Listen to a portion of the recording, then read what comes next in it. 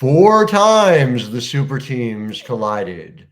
Four times. We got a lot of data about what it all means. The great Jackie Powell is here to talk about it after both of us were live at Barclays Center for another meeting between the Las Vegas Aces and the New York Liberty. What happened and what's to come? All ahead. Locked On Women's Basketball starts now. Ogunbowale for the win. You are Locked On Women's Basketball, your daily podcast on women's basketball.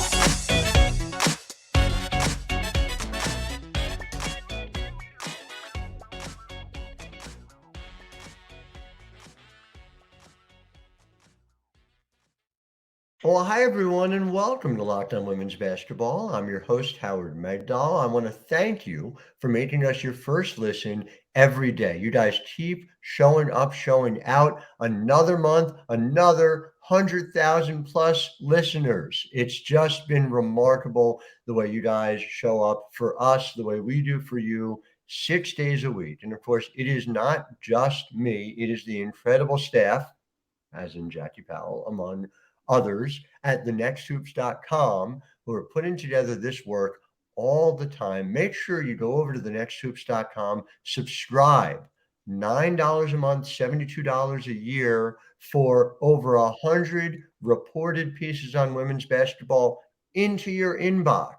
It is the 24/7 women's basketball newsroom we have always wanted. It is here. Come join us and be part of it. Thenexthoops.com.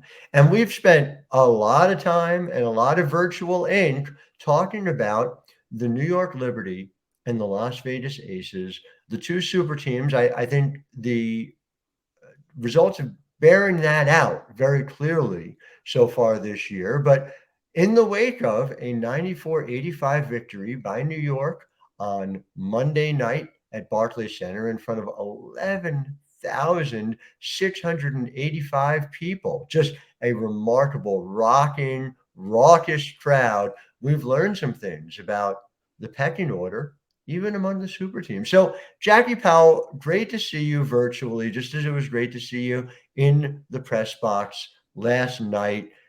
I think it's fascinating. You have a story over at the Next about Jonquel Jones and the fact that she's been so critical to a lot of these matchups. Wasn't last night, but that didn't stop the Liberty from winning. Segment one, we're going to talk all about what that means. Segment two, bigger picture for what it means going forward, what happened last night. But take me through how and why no Jonquel, no problem for the Liberty.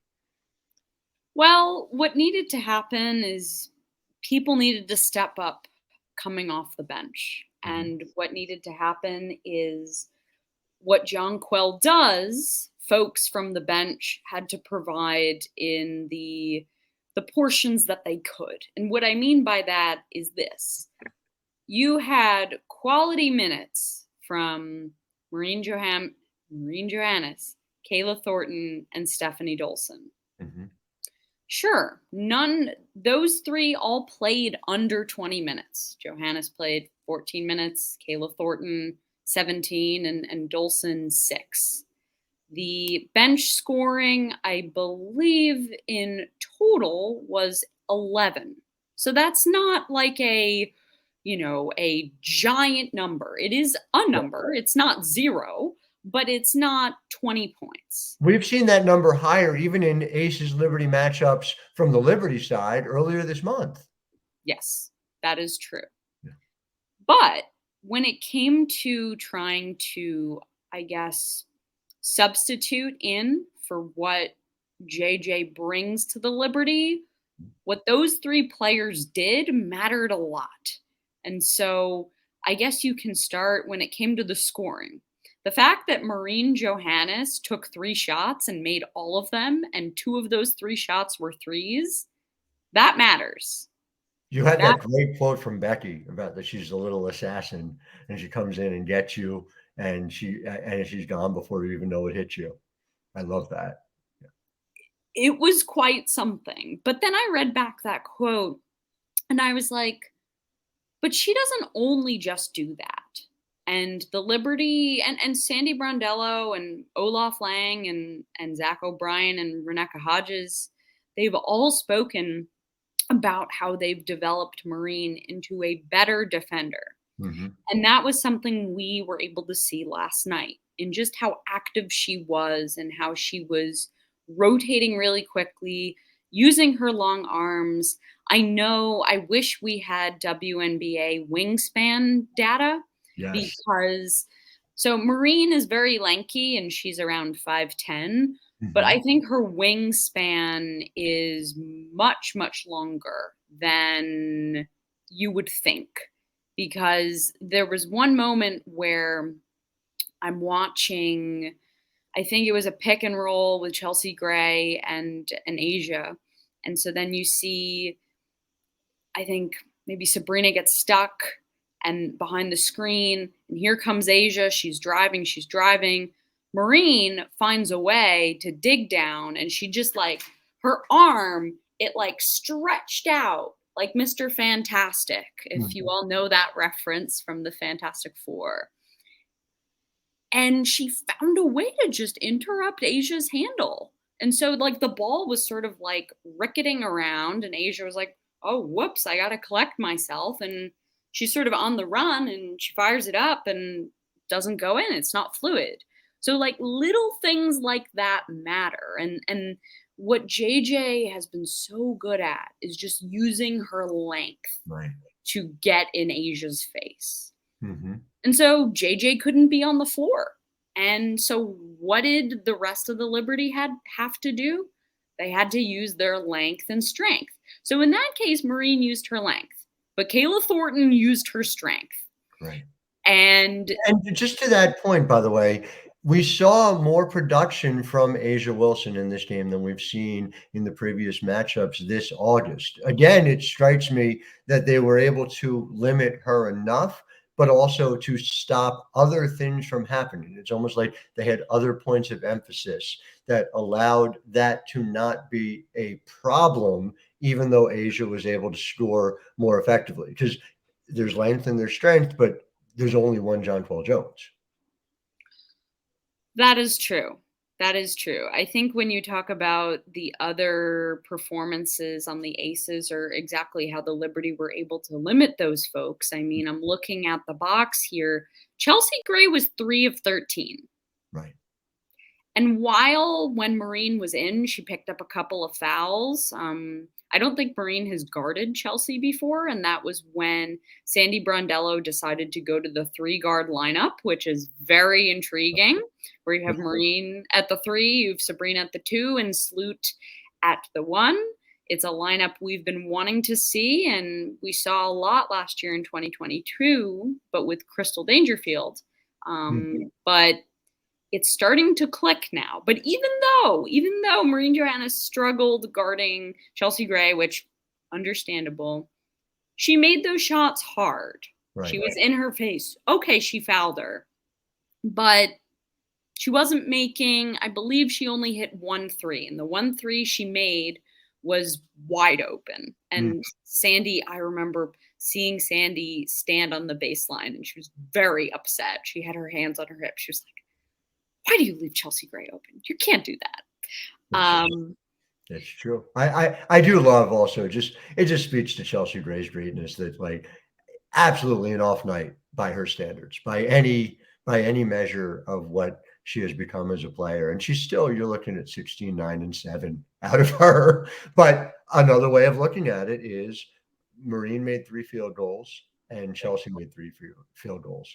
And when your guard off the bench can match production from the field, equivalent to what Chelsea Gray has done, it makes up for a lot of other things that didn't necessarily go New York's way. And we're going to talk about, by the way, in segment 2, whether it has to do with Breanna Stewart and the fact that on an off night she still played like an MVP, whether it has to do with everything from the workload of the Aces to even just what we were seeing body language wise from the Aces, because it really matters down the stretch. All of that still to come. But first,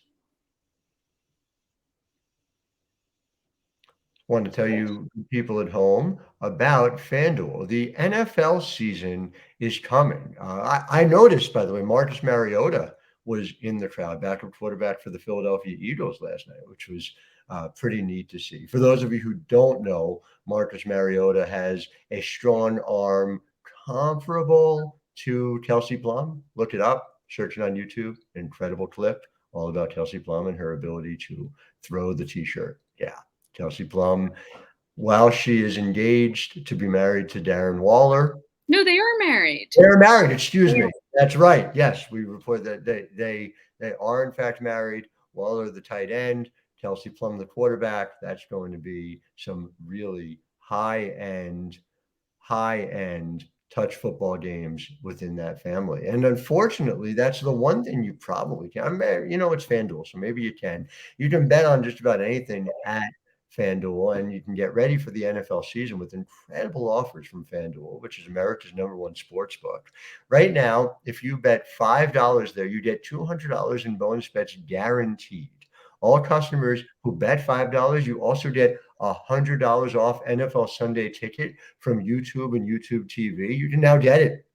NFL Sunday Ticket is portable, which is a very big deal if you are out of market for the team you enjoy the most, as I am.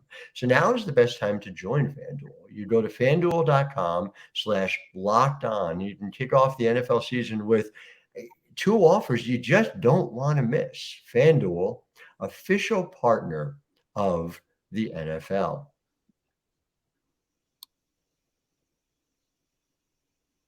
So we're back, and when you think in terms of what the Las Vegas Aces are and are not, I just want to share with you something I heard.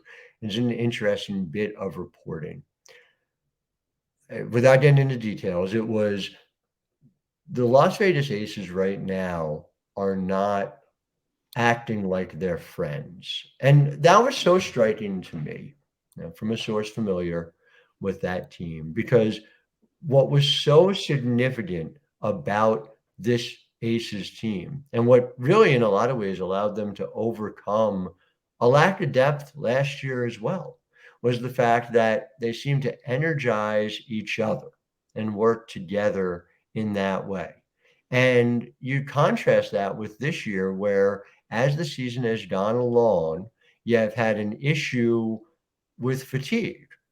And you see this team seeming to wear down as the year goes along. Now, we would be remiss not to point out that in addition to wearing down, you have a very significant issue, which is that Candace Parker has been out with an injury, and Dearica Hamby played much of that role, is no longer with the team for reasons that we would have to explore in another series of podcasts. So when you think about what this team lost, it's worth remembering that Hamby was a critical part. And when you think about what this team was looking to replace her with, yes, Alicia Clark is a very big deal, but the size of Hamby, we were going to see them operate with Candace Parker, and Parker being out has not allowed that to happen. So I am concerned about not having Candace Parker in the mix. I also think, what does it mean without Parker there? Well, you're going to have to rely on a couple of players. You're going to have to rely on Kayla George. You're going to have to rely on Kia Stokes.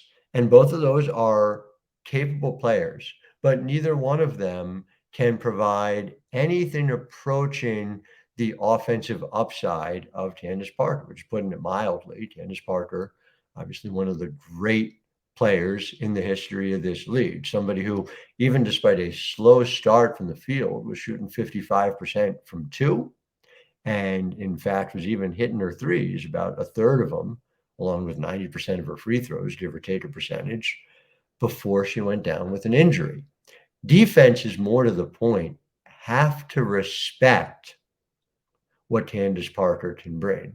And they don't need to defend Taylor George or, frankly, Tia Stotts in much the same way.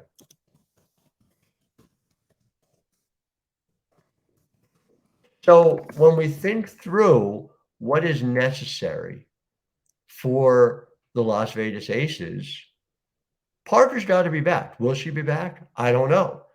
Sandy Brondello just mentioned it parenthetically in a pregame.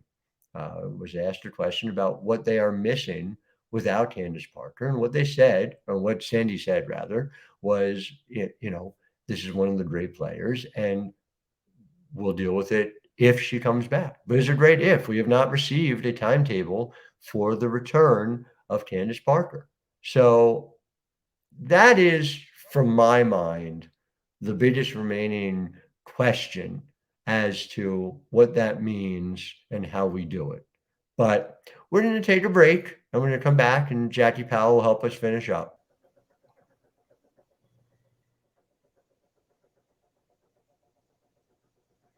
And so we're back with Jackie. And, the thing that I have in my mind is that coming into August, the New York Liberty were clearly the challengers. The Aces are the defending champs, and in fact had won the only meeting between them coming into this month. They're still ahead by a game and a half over the Liberty.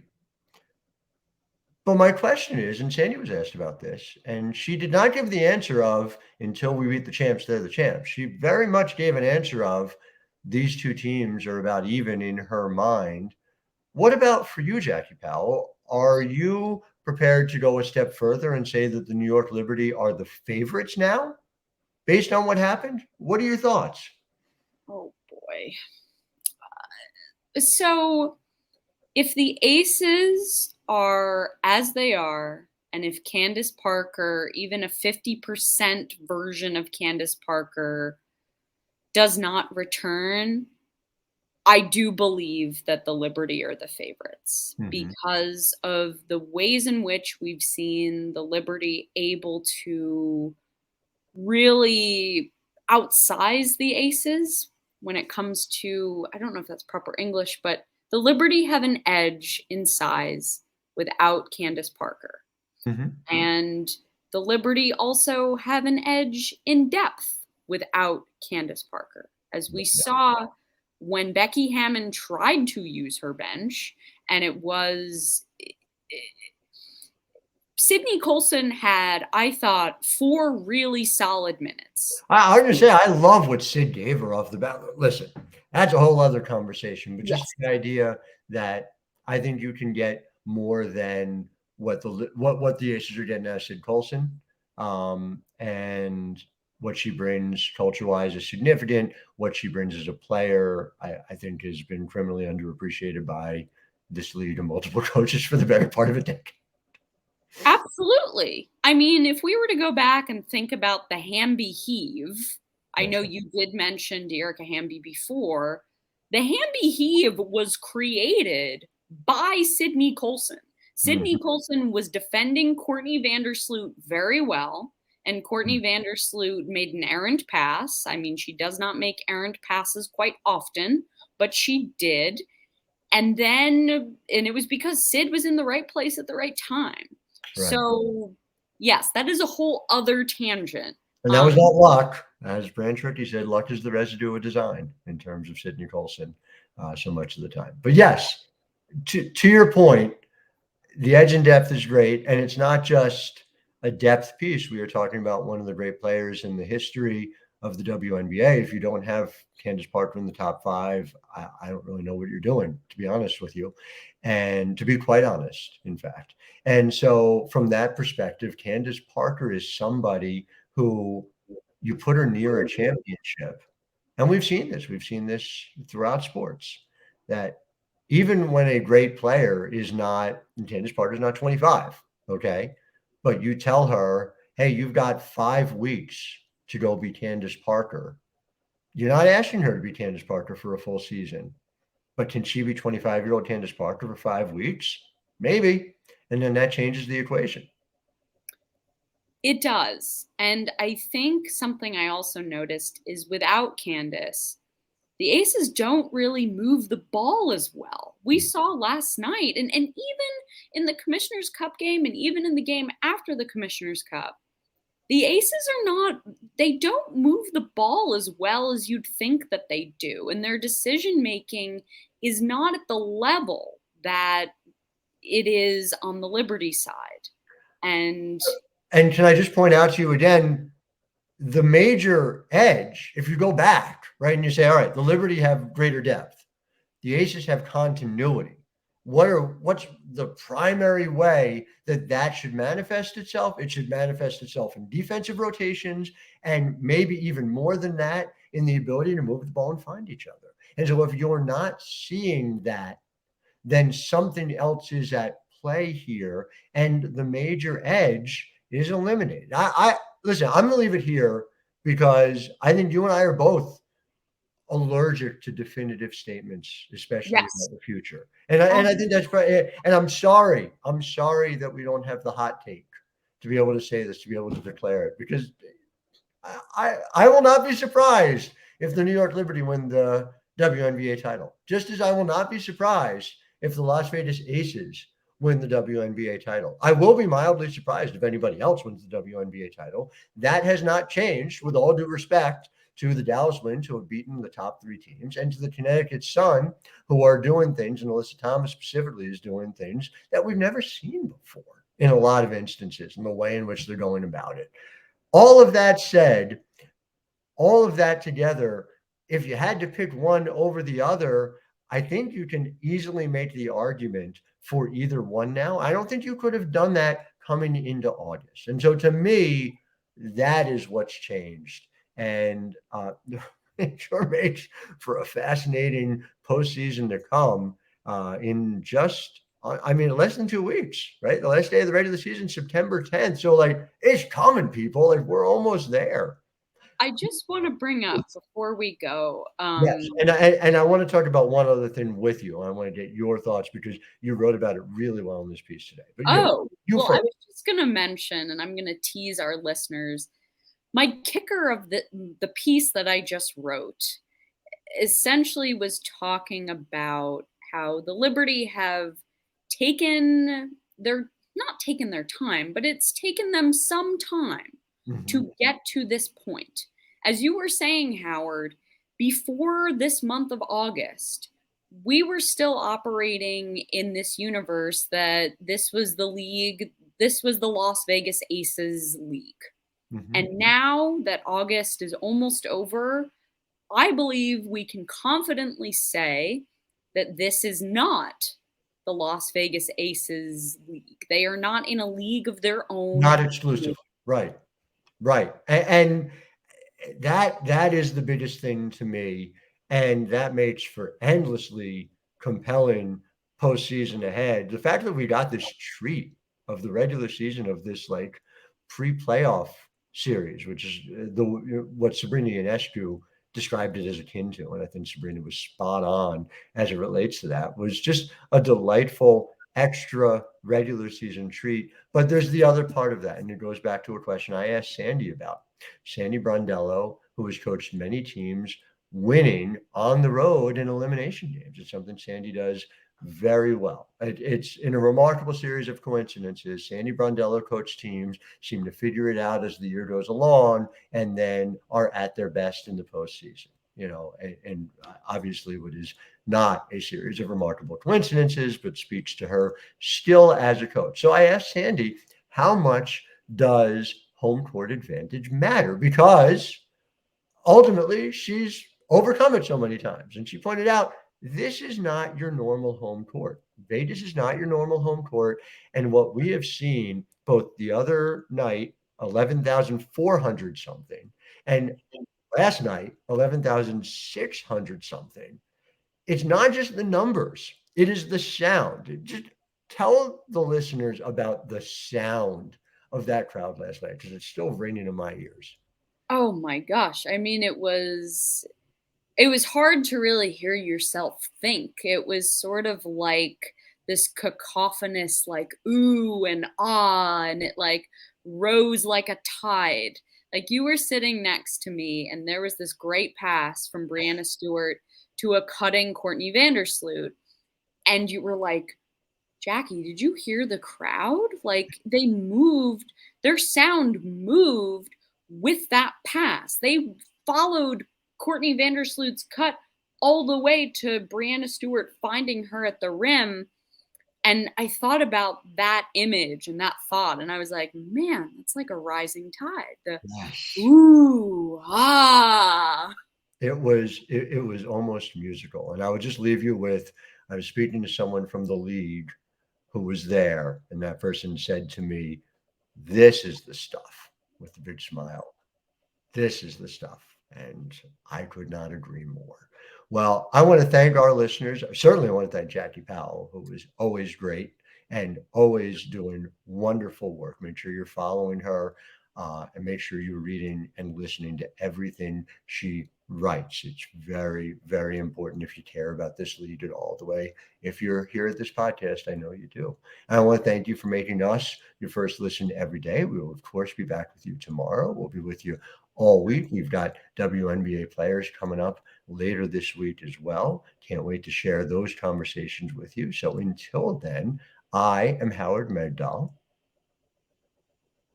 And I'm Jackie Powell. Sorry about that. I didn't cue you properly. It's all good. She is Jackie Powell. I'm Howard Megdal. And this is Locked On Women's Basketball. Have a wonderful Tuesday, everybody. Ogunbowale for the win. You are Locked On Women's Basketball, your daily podcast on women's basketball.